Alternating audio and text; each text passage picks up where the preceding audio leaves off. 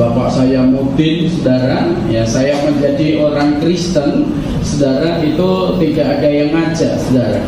Karena kami dari keluarga seperti itu. Nah, kami sangat fanatik, saudara, dengan Islam NU, saudara. Makanya ini baju saya NU, saudara. Nah, saya sekarang Kristen NU, saudara. Ya, kalau saya sekarang Kristen NU, saya lihat ada saudara saya pakai banser. Ya, saya juga anggota banser, saudara. Ya, tepuk tangan buat Tuhan Yesus. Assalamualaikum warahmatullahi wabarakatuh. Alhamdulillah, salatu wassalamu ala rasulillah, ma ba'd. Kaum muslimin yang dirahmati oleh Allah subhanahu wa ta'ala, kita sudah menyimak tadi video seorang pendeta yang mengatakan dahulunya dia adalah seorang muslim, kemudian murtad, kafir, masuk ke dalam Kristen. Dia menceritakan bahwasanya orang tuanya adalah seorang mudin. Mudin itu kalau di Jawa pembantu pemerintah untuk mengurus pencatatan pernikahan, kematian, cerai dan lain sebagainya, ya, waris dan lain sebagainya. Kira-kira seperti itu. Dan kemudian dia menceritakan bahwasanya masuk Kristennya dia ini adalah atas kemauan sendiri. Tidak ada paksaan atau tekanan dari siapapun. Kemudian yang menarik, dia menyebut dirinya sebagai orang Kristen NU saat ini. Na'udzubillah min dzalik. Dia mengatakan fanatik terhadap Islam NU. Kemudian mengaku sebagai anggota Banser. Dan ketika mengatakan bahwasanya dia adalah anggota Banser, ini sepertinya sambil menyapa anggota Banser yang hadir di sana. Kemudian disambut dengan tepuk tangan. Na'udzubillah min dzalik. Kita berdoa kepada Allah subhanahu wa ta'ala dari kesyirikan. Sebagaimana doa Nabi Ibrahim alaihissalam. Wa idh qala Ibrahim rabbi ja'al hadzal balada amina wajnubni wa baniya an na'budal asnam. Dan ingatlah ketika Nabi Ibrahim alaihissalam berkata, wahai Rabbku, jadikanlah negeri ini negeri yang aman. Wajnubni wa baniya an na'budal asnam. Jauhkanlah aku beserta anak cucuku dari menyembah berhala.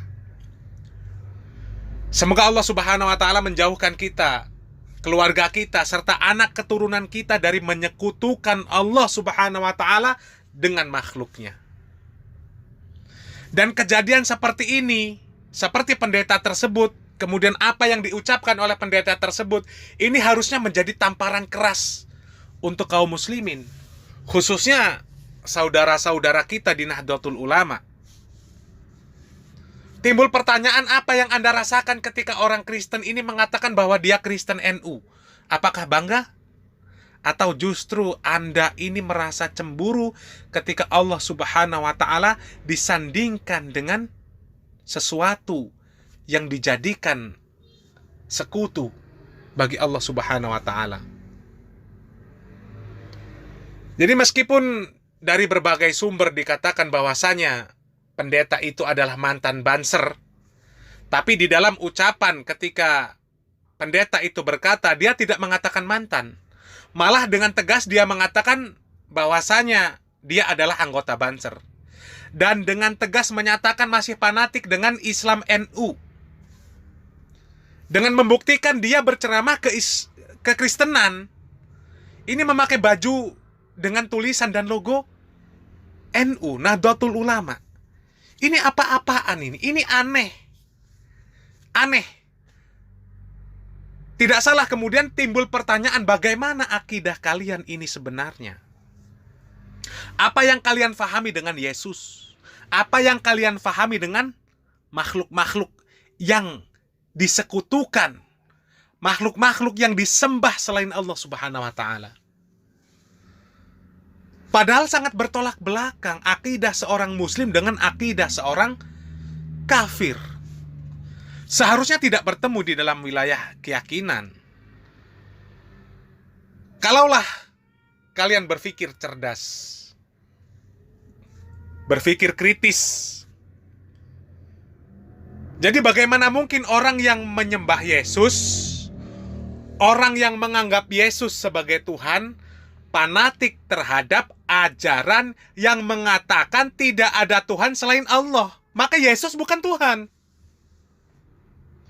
Kalau ada yang disembah selain Allah, maka itu adalah sesembahan yang batil, sesembahan yang salah, sesembahan yang buruk.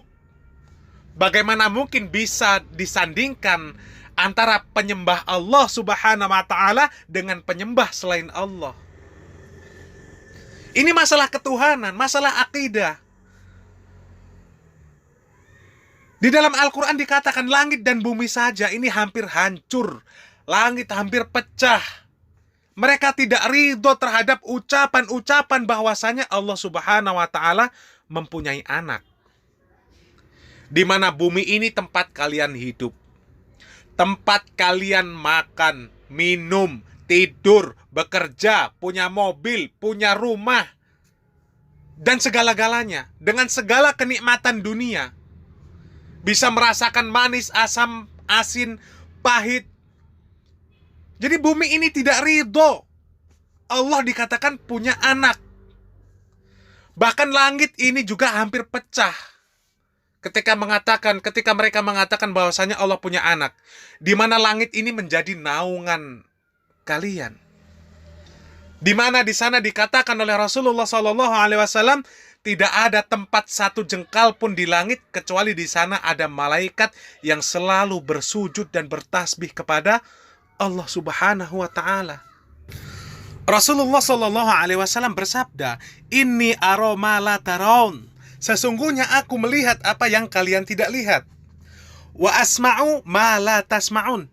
Aku mendengar apa yang kalian tidak bisa mendengarnya.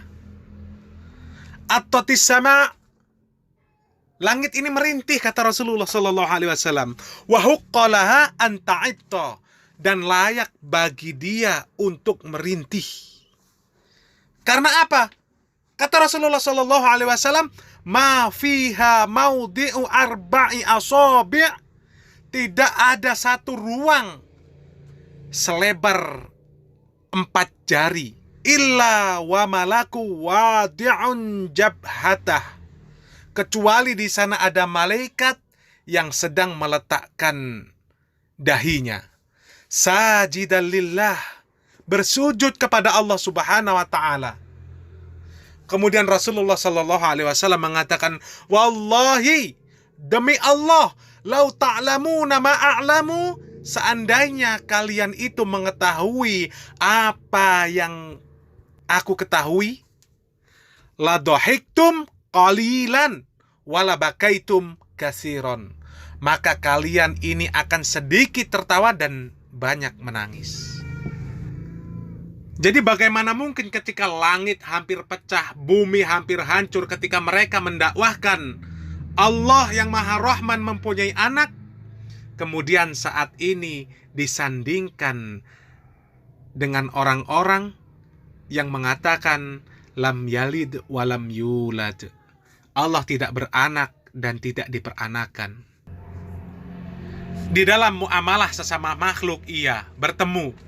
Islam ini rahmatan lil alamin, rahmat bagi seluruh alam, termasuk rahmat untuk orang-orang kafir. Bagaimana orang kafir itu ikut merasakan indahnya Islam, mulianya Islam. Kalau kita Islamnya benar, maka orang kafir akan tertarik dengan Islam. Kemudian dia masuk ikut ke dalam agama Islam. Dan merupakan akhlak seorang muslim. Toleransi terhadap orang-orang non-muslim ini cukup dengan muamalah. Mereka terkena musibah, kita bantu. Kalau mereka tetangga kita, kita masak, boleh memberikan kepada mereka. Lewat di depan mereka kita sapa, kita beri senyuman ramah. Tunjukkan akhlak baik seorang muslim. Begitu. Tapi untuk tolong-menolong di dalam ibadah mereka, jangan. Apalagi sampai masuk mendengar ceramah mereka. Untuk apa? Untuk apa? Toleransi itu adalah dengan tidak mengganggu mereka ketika mereka beribadah. Bukan ikut-ikutan di dalam mereka beribadah. Masuk ke dalam gereja, kemudian mendengar mereka menyekutukan Allah Subhanahu wa taala. Na'udzubillah min dzalik. Membiarkan mereka beribadah itu bentuk toleransi. Itu bentuk toleransi. Kemudian mengganggu mereka beribadah itu kezaliman. Mereka orang yang dijamin keamanan oleh negara. Untuk mengamankan mereka di dalam beribadah, menjaga mereka di dalam beribadah, ada aparat. Di mana aparat adalah orang-orang yang terlatih. Mereka mempunyai keterampilan.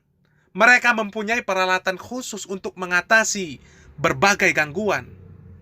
Bahkan sampai dengan tindakan teror pun, bom, mereka punya kemampuan, mereka terlatih, mereka punya peralatan.